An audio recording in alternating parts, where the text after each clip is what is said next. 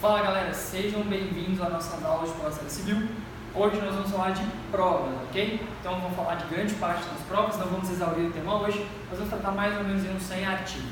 Tranquilo? Bem, prova. Quem pode produzir prova? Qual é o momento para produzir a prova? Primeira coisa que a gente tem que pensar é isso, quando, como, por quê. A prova ela tem um condão de demonstrar algo, ela tem um condão de demonstrar a certeza, de trazer à baila o esclarecimento sobre alguma coisa. Quem produz isso? Via de regra, as partes.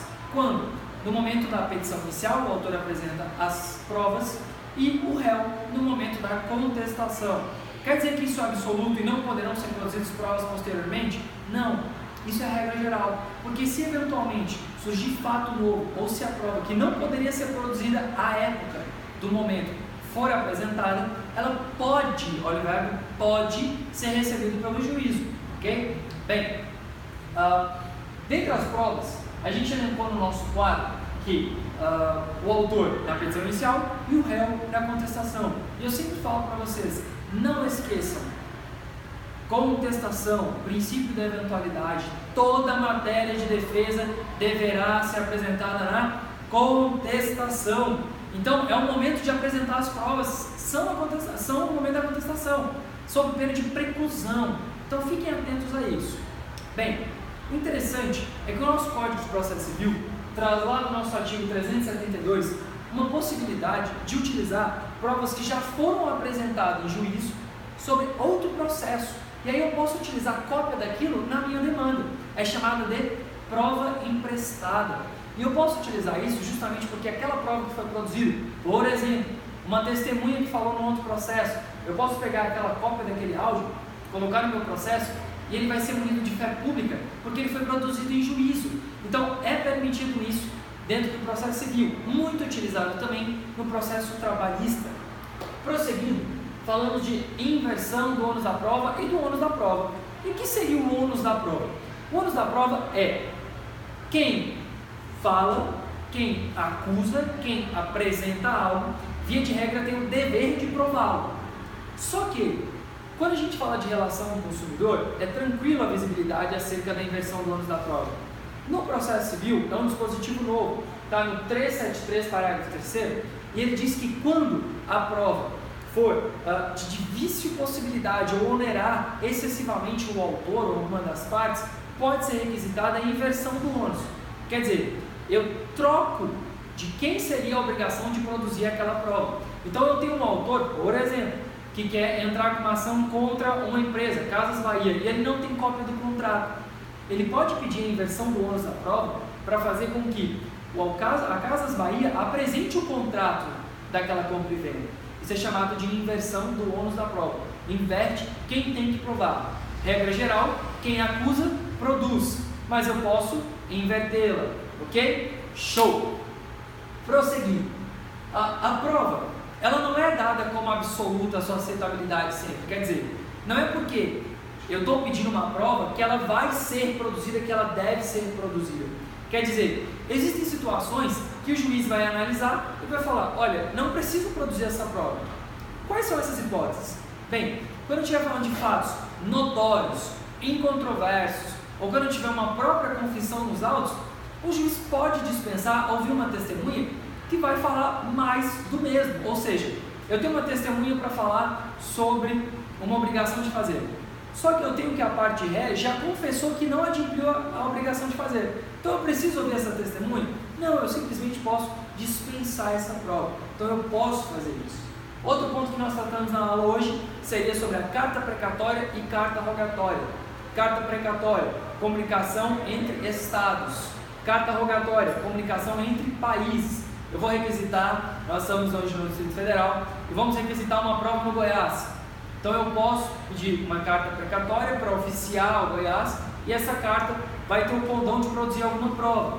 E aí, quando dessa produção de provas, o processo ele pode ficar suspenso até que se entenda pela prova, pelo deslinde daquela prova, até a resolução daquela prova. Ok? Bem, já a carta rogatória, eu estou falando de países. Então, quando eu estiver falando de países, aí eu posso rogar para que um outro país venha a produzir aquela determinada prova e que nos envie e que até então eu possa dar continuidade ao processo. Interessante? Então, tome nota sobre a suspensão do processo nesses casos. Bem, outra disposição importantíssima sobre prova é que o princípio do nemo tenetur si detegere, lá do direito penal, que é ninguém é obrigado a produzir provas contra si mesmo, também vai abarcar o processo civil. Então, quando eu falo dessas provas, tu não é obrigado a produzir uma prova que eventualmente vai trazer dano a si, ok? Então, as provas não têm a obrigatoriedade de produzir dano à imagem daquela pessoa. Então, você não é obrigado a constituir provas contra si mesmo, o que é diferente de quando eu peço para exibir um documento, alguma coisa desse sentido. Tem uma diferença. Exibir um documento pressupõe aquela existência real. A questão de produção de provas contra si mesmo é quando você tiver que produzir algo que não tem uma pré-existência e que aquilo aí vai culminar em um dano que inclusive pode exceder a própria esfera civil, ok? Nesse caso que eu estou falando da não produção de provas contra si mesmo, porque a inversão do ônus da prova diz que tu tem que me apresentar aquela prova. Ah, mas aí é produzir prova contra mim mesmo. Não, negativo, porque aquela prova ela já é pré-constituída e o juiz entendeu que é seu ônus apresentar em juízo. Show? Beleza. Produção antecipada. A produção antecipada de provas é um procedimento que, via de regra, ele é feito antes mesmo de ter um processo. E é o quê? É uma petição autônoma, ou seja, eu nem tenho um processo ainda. Ele traz um pedido para que uma prova seja produzida porque há algum perigo daquela prova sumir. Então, perícia, depoimento de uma pessoa que está quase falecendo, essas provas elas têm esse perigo de desaparecer. Filmagem de estabelecimento comercial que tem lá o prazo de validade de 30 dias. Então, tu pode pedir isso.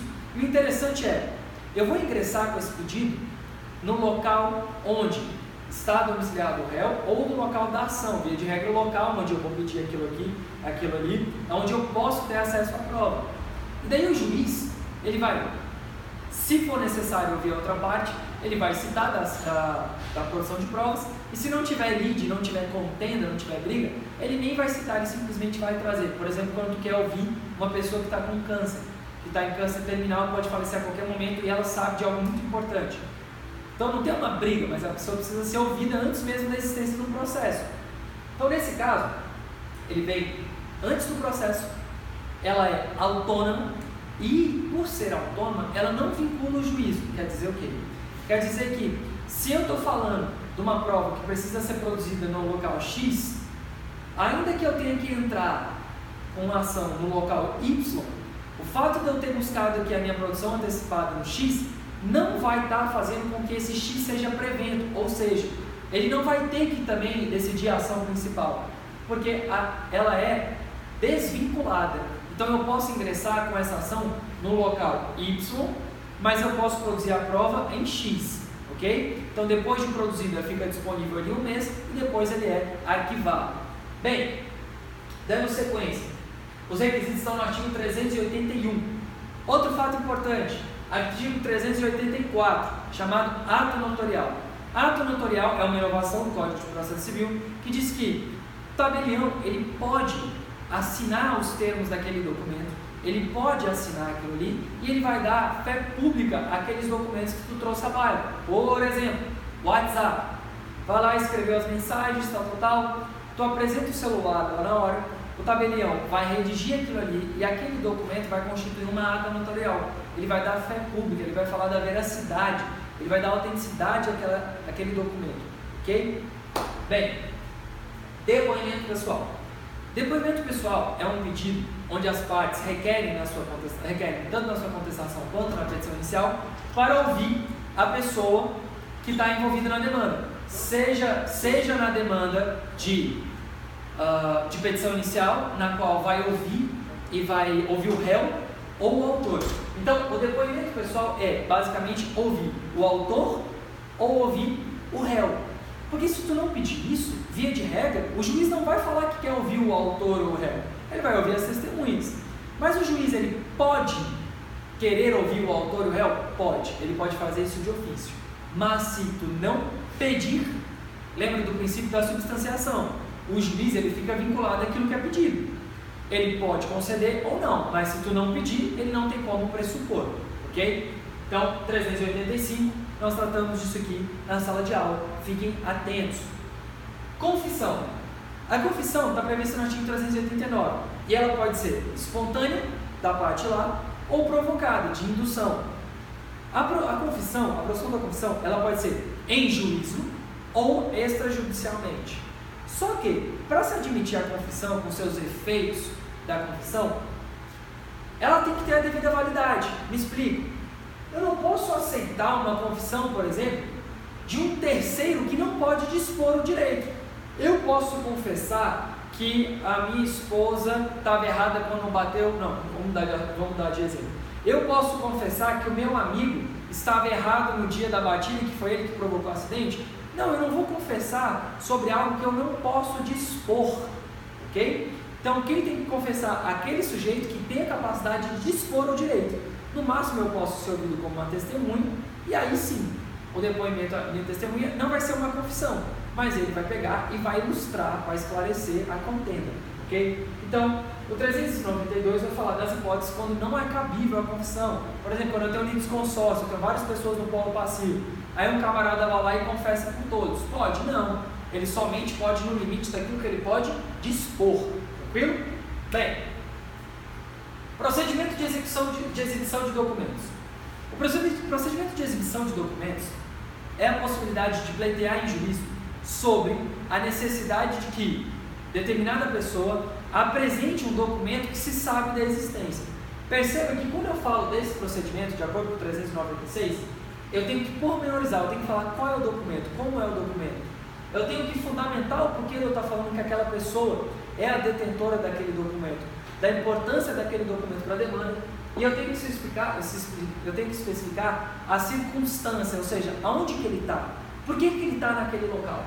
E aí, quando eu falo do réu ter que apresentar, o 398 fala que ele tem 5 dias para trazer sua baia. Se ele não trouxer, vai ser presumido, claro, nas hipóteses que se competem isso, vai ser presumido como verdadeiros, se ele não justificar o porquê dele não estar apresentando aquele documento. No mais, existe ainda situações onde há o dever legal de exibição. Por exemplo, prontuário médico. Se o hospital se recusar a apresentar o prontuário médico, vai presumir que as suas afirmativas serão verdadeiras. Só que ainda existe outra situação. Imagine uma situação onde eu tenho que o documento está na casa do meu sogro e eu preciso que seja exibido lá. Então, eu tenho como que nesse procedimento provocar um terceiro que nem ao menos está participando da contenda. E aí eu posso provocar o terceiro. O terceiro vai ter um prazo de 15 dias para apresentar. Se ele não apresentar, eu também vou ter as consequências de veracidade. Só que existem excepcionalidades, e a exceção está escrita no 404. Quer dizer, quando aquele documento for hábil a produzir dano ou quebrar um sigilo profissional, por exemplo, ele fica isento da necessidade de demonstração. Mas para isso ele precisa motivar. Beleza? Bem, sobre a prova documental. Brevemente, eu tracei aqui sobre o artigo 405, que diz sobre documentos públicos e particulares. Público é munido de fé pública, quer dizer, eu tenho um agente do Estado que vai estar corroborando por aquilo. Privado, particular, entre as pessoas, entre os sujeitos que pactuaram.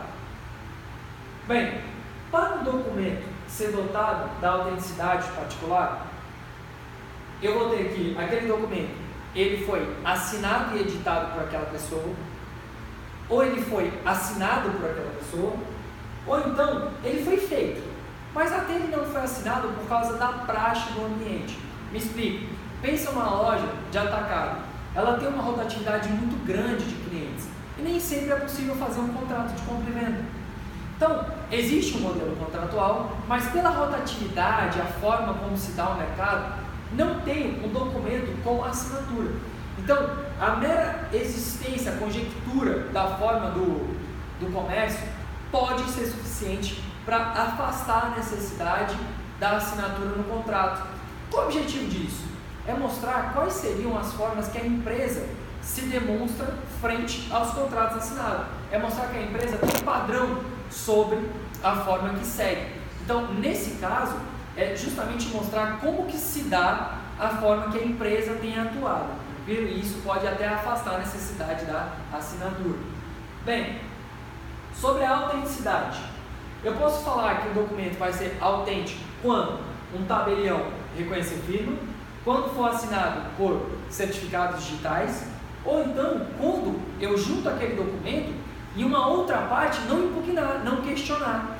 Então, se a outra parte não questionar, quedou inerte, então precluiu aquela oportunidade, eu vou presumir que aquilo ali é autêntico. Bem, e as conversas de WhatsApp? Bem, se tu pega aquelas conversas de WhatsApp, levou em juízo e não foram questionadas, pressupõe-se verdadeiras. Mas tu levou aquela conversa no WhatsApp e reconheceu no cartório, aquilo ali passa a ter um documento com validade pública. Então, ele cria um laço probatório mais efetivo. Então, se as conversas de WhatsApp, foto, filmagem e afins não forem questionados em juízo, vão parecer de veracidade. Se forem impugnados, aí sim eu vou ter que demonstrar, e o juízo vai chamar para provar o original, e aí eu tenho essa questão de demonstrar que são verdadeiros. Bem, sobre a falsidade. O incidente de falsidade justamente vai estar atrelado sobre a adulteração de alguma das circunstâncias, seja porque ele não existe, seja porque eu mudei parte dele, ok? Então isso daí é chamado de incidentes de falsidade, é quando você busca demonstrar que o documento foi assinado em branco e aí houve um excesso, ou que aquilo ali é falso. Já no 428, eu tenho a questão da impugnação sobre a autenticidade do documento. Essa impugnação, ela tende a afastar a fé, ou seja, a boa fé do documento. Esse procedimento de impugnação, ele justamente vai questionar a forma que aquele documento se encontra, e aí ele vai afastar a presunção de boa fé objetiva. Quando eu falo de falsidade, eu tenho que diferenciar falsidade de autenticidade. E aí vem um macete. Falsidade vai ficar atrelado a quem pediu demonstrar a falsidade. No caso de autenticidade, quem produziu aquela prova é que vai ter que demonstrar que aquilo ali é um documento autêntico. Falsidade, adulteração, excesso. Autenticidade, quer dizer que aquilo ali é revestido de um caráter de autenticidade, de verdadeiro, de ser real, ok? Quando eu posso arguir isso? Bem, tu podes arguir isso quando do momento que se manifestar. Se for o réu, contestação. E se o réu produziu esse documento novo, quando que o autor pode impugnar isso? Em sede de réplica. Sobre as testemunhas. Bem, as testemunhas, elas já vão estar sendo apresentadas logo na petição inicial e na contestação. Via de regra, pode ser o máximo de 10 testemunhas, 3 para cada fato. Tranquilo? Existem excepcionalidades, porque a testemunha pode ser produzida. Só que, se for uma prova onde eu já tenho uma perícia, eu já tenho aquela prova demonstrada documentalmente, eu não preciso ouvir testemunha para falar da mesma prova. E aí, quando eu falo das pessoas testemunhas, eu vou ter aqui algumas especificidades e a gente encerra a aula de hoje. Bem, testemunhas. Via de regra, eu vou ter um problema para ouvir incapazes, ou seja, menor de 16 anos, pessoas que não têm faculdade mental, plena faculdade mental, surdo e mudo, quando dependem dessas capacidades para demonstrar aquela prova, os impedidos, e aí nesse caso, os impedidos aqui são o CAD, cônjuge, companheira, ascendente, descendente, irmão, parte, quando ela for parte, quando ela for interessada, digamos, é uma demanda que está envolvendo marido e esposa, e a esposa precisar falar, ela vai estar então impedida, ou então colateral até o 3º grau. Se tu está com dúvidas sobre 3º grau de família, vai lá no nosso vídeo sobre graus de parentesco, um vídeo de família. E os suspeitos são amigos, inimigos ou pessoas que têm interesse no deslinde daquela demanda.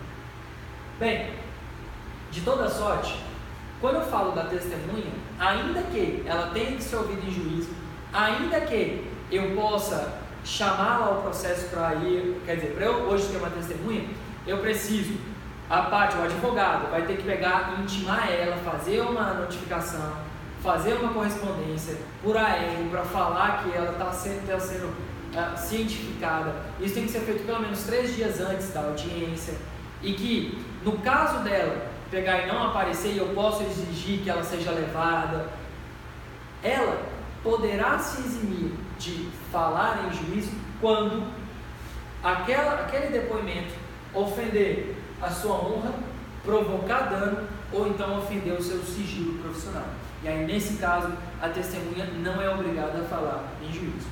Bem, então por hoje é só. Falamos resumidamente aí de 100 artigos, perdão aí pelo balanço da câmera, mas foi show, muito obrigado e até a próxima.